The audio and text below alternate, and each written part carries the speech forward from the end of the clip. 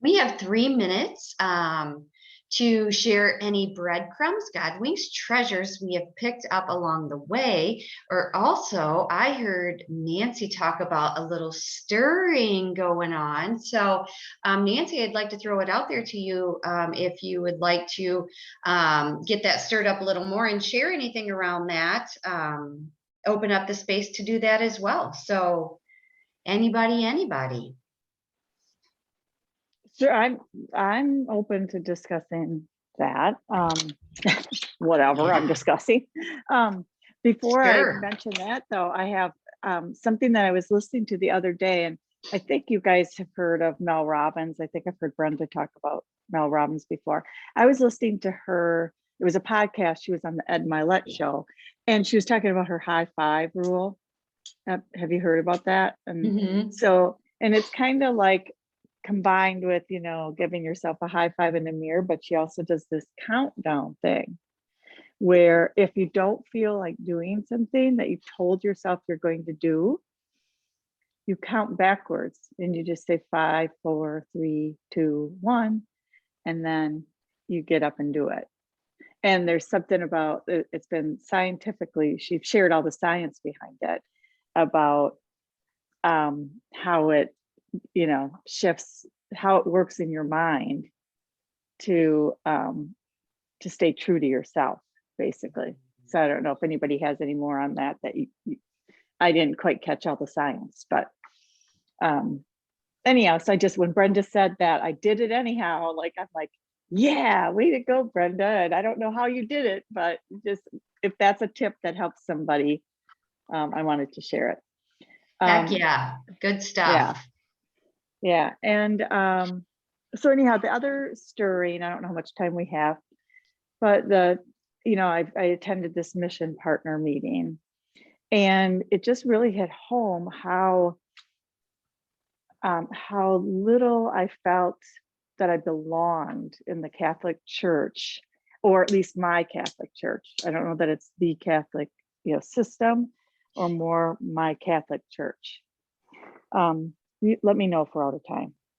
I can't see We're the out of timer. time. Okay, all right. So anyhow, we'll go there maybe another time.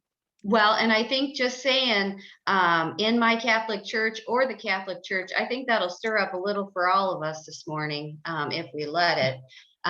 So thank you for that piece. And you guys head off and get your intentions complete. That's good. All right, we have 5 minutes, ladies.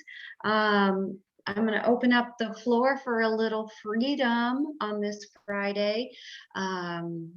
Is there any breadcrumbs, Godwinks, treasures you have picked up along this past 40 minutes, in this past 24 hours, or what's stirring up within you this morning that you would like to share?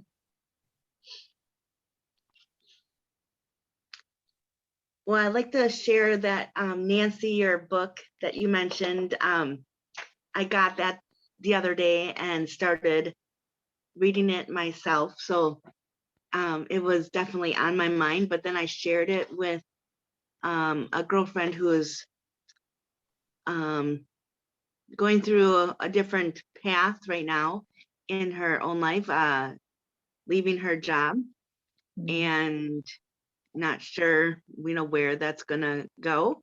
And I shared with her that a quote from Francis of the Assisi. I don't know how you pronounce that, but start by doing Assisi. Okay.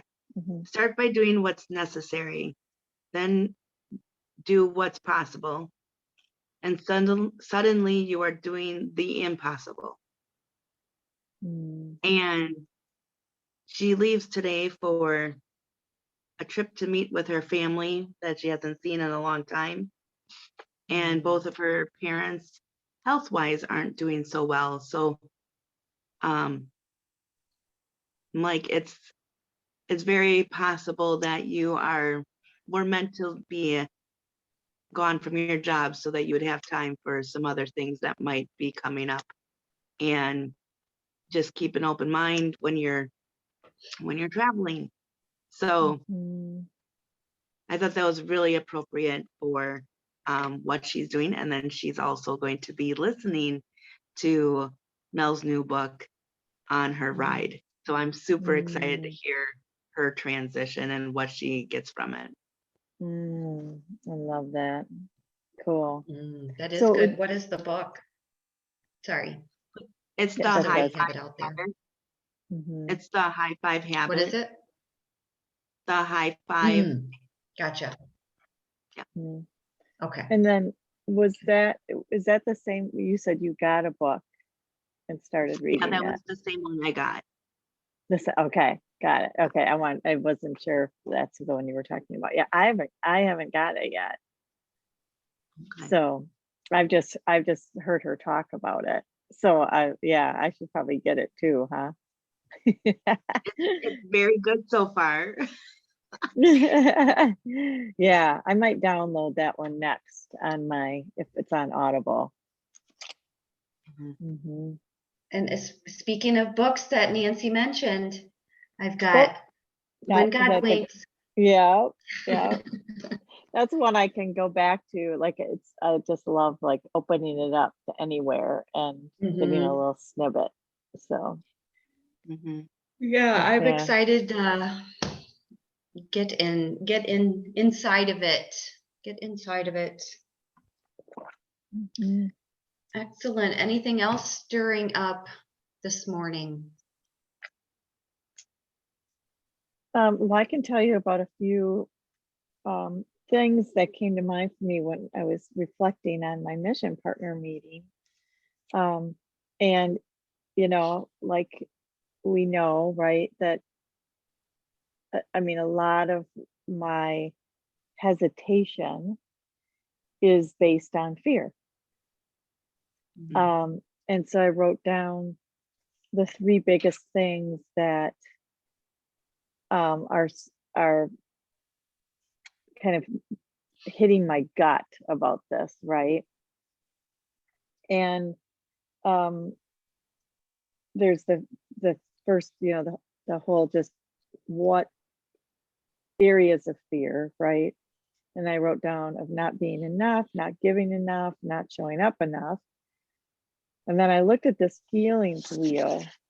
I don't know if you guys have ever seen one of these, and there's tons of them out on the internet. You can just look for feelings wheel. But basically, I just had it sitting here, and I thought, okay, I should use this for myself. So, what is the fear really? What is it coming from? And this particular wheel gives 6 different areas of fear. And so I came down to 2 of those areas, and under those areas, then it gives 2 more reasons, like what might create that, right? And so the 2 that I picked were insecure, which is feelings of inadequacy and inferior, which is exactly what I wrote down about not being enough, not giving enough, not showing up enough, right? And then the other one that I wrote down was threatened. And it surprised me a little bit because I don't feel threatened by, it's not the